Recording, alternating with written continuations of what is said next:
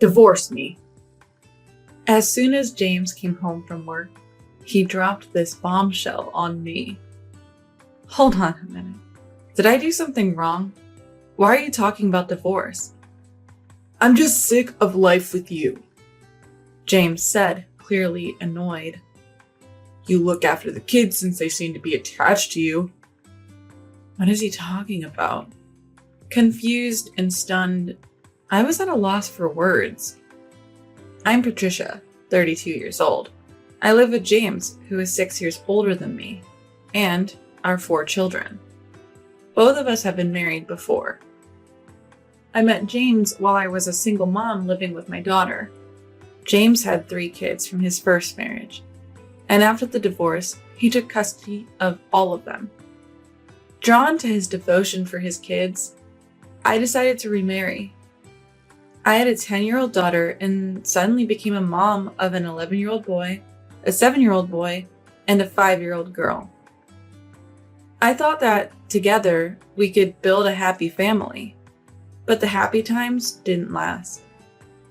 A few months into our remarriage, I noticed James acting differently.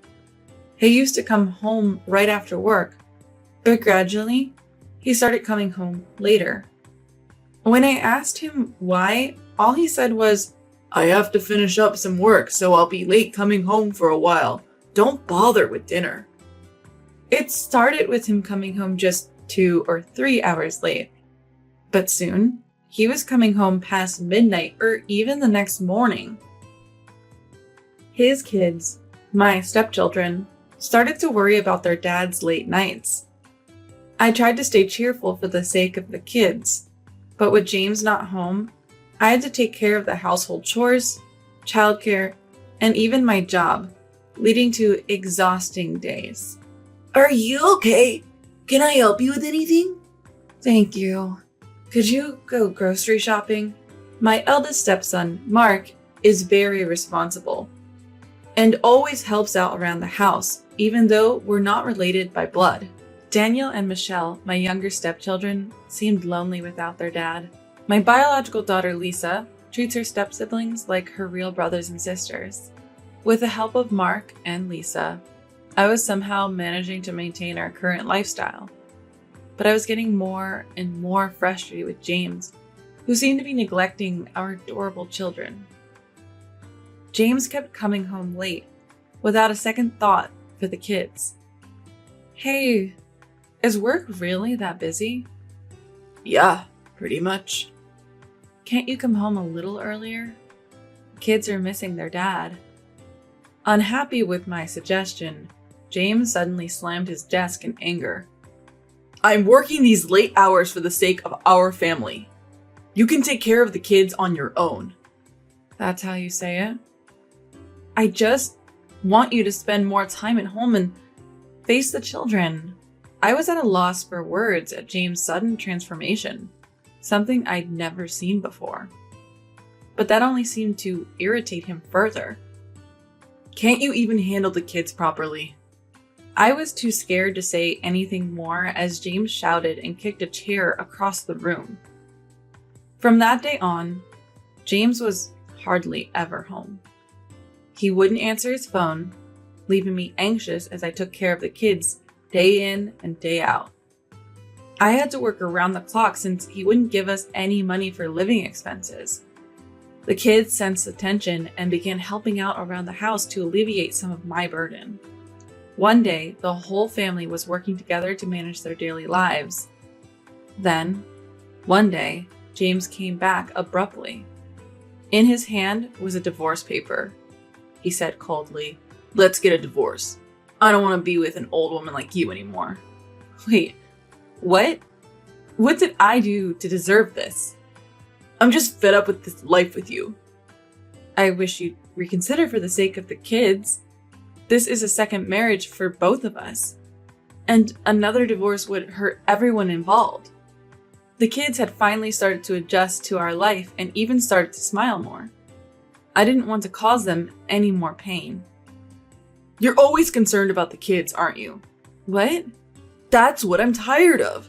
To begin with, I don't even care about the kids. I only married you.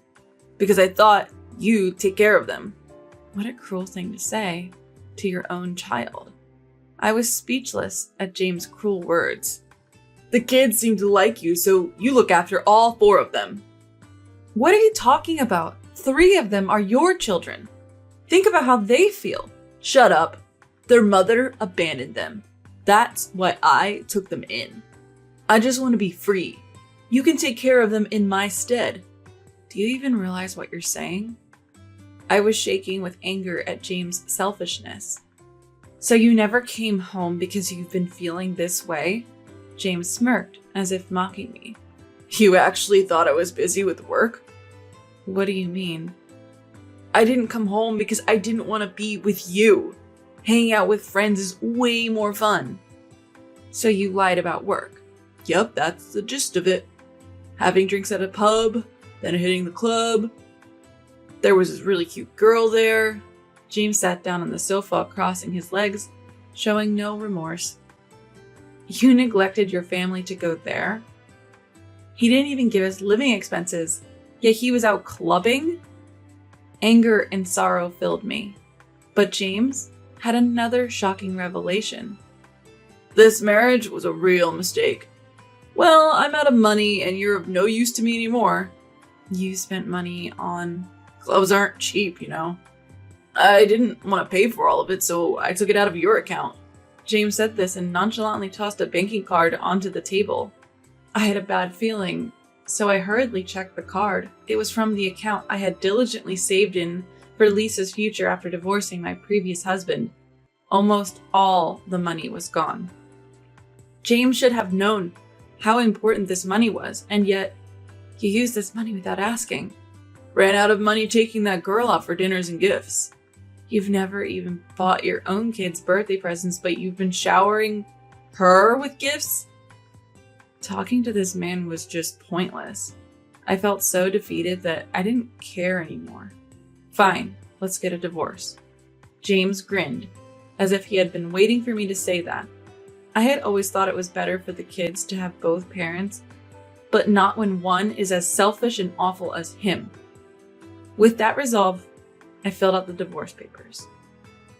Submit that to town hall by tomorrow. Me? I'm busy preparing for my next marriage. Your what? The girl I told you about? Seems she's into me. She's young and cute. I plan to leave you and marry her. Women, it's all about looks and youth, right? I felt a wave of disgust looking at James' mocking smile. What is that? Is this all because we're in the way of your new relationship? Yep, pretty much. I'll be moving out. You're on your own now. James left the house without even looking back at me. A whirlwind of anger, sadness, and regret left me collapsed on the floor. How did I end up marrying someone like this?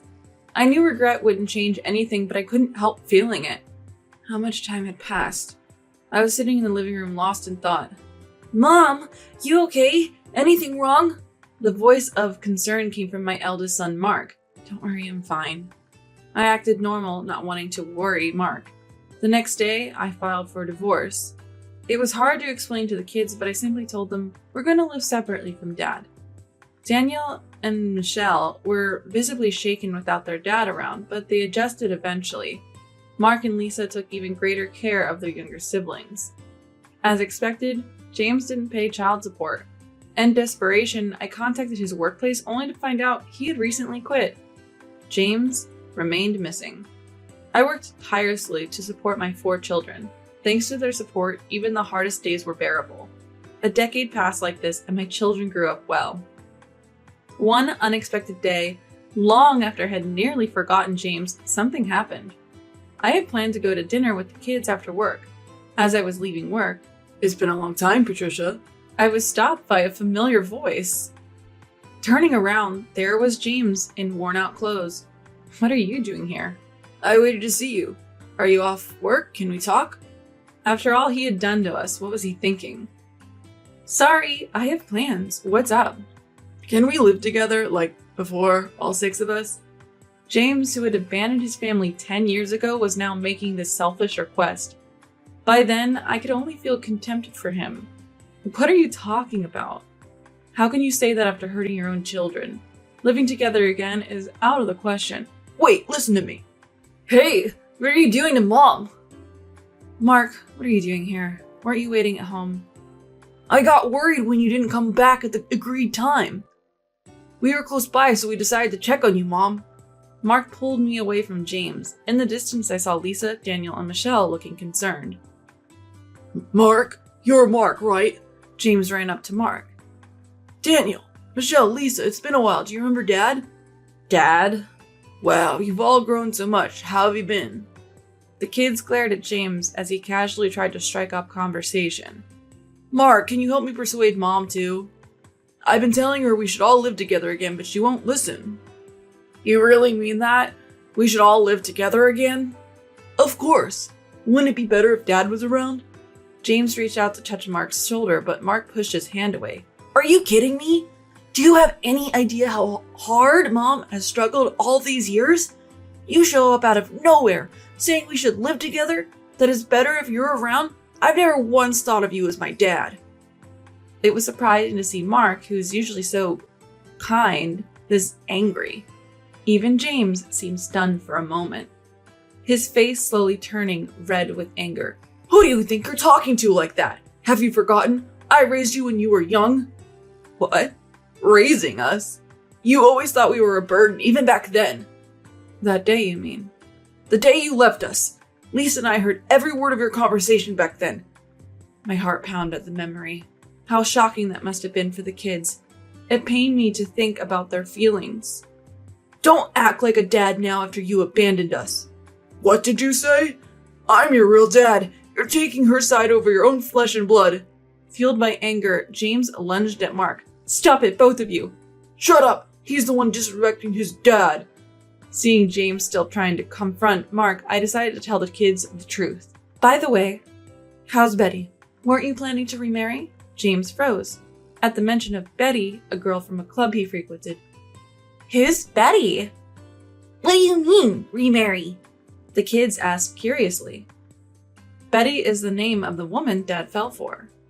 He left Mom to remarry Betty, who worked at the club. No way, you're lying! When I started talking, James' face tightened. Why would you mention that name? After you disappeared, I checked with your workplace. A coworker who was close to you told me everything. Every revelation was shocking. James, who rarely went to clubs, fell for Betty, who was just doing her job. Thinking Betty also liked him, James divorced me, only to be quickly rejected by her. Mark and Lisa were speechless, knowing James left me to marry a club girl. Daniel and Michelle looked at James with contempt. Falling for a club girl? Seriously? How delusional can you be? Leaving Mom for something like that is the lowest of low. That's ancient history. It doesn't matter now. Plus, there's no way I'd fall for a club girl, right? James denies the truth when the kids find out why we divorced. But what I really wanted to say was more than just that. Were you not serious?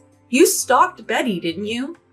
At these words, James's face, red with anger just moments ago, turned increasingly pale. What do you mean by stalked? James couldn't let go of Betty even after she broke it off. He was so persistent that she had to call the police. He lost his job over it too. Why would you go that far? Bold of you to show your face to us after all that happened. Our kids looked at James with disdain, as if he was something filthy. I genuinely feel guilty for what I've done to you. After losing my job, I was barely making ends meet, and now I can't work due to health issues. That's why I want to come back and start fresh with you as a family. So he only showed up now because he can't work.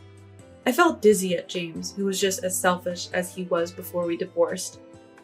I swear I won't hurt you again. Please reconsider. No way, are you kidding? Michelle was the first to speak up. Exactly, it's too late to try and make amends now. You brought all of this upon yourself. Our kids unleashed their pent-up frustrations and anger. Mom may not be our biological mother, but we love her and want her to be happy going forward. If you make her suffer anymore, we won't forgive you. Holding back tears, I told James, stay away from us. You don't want the police involved again, do you? Wait, We turned our backs on James and began to walk away. Out of the corner of my eye, I saw James slumping down, but none of us cared as we headed home. Since then, I heard James can't work anymore and lives a miserable life. It seems like his reckless past has finally caught up to him, leaving him utterly alone. As for me, I was already seeing a male colleague from my workplace. We got married a few months later. The relationship between him and my kids is great. Most importantly, I'm now living a very happy life supported by a caring husband who always puts me and the kids first.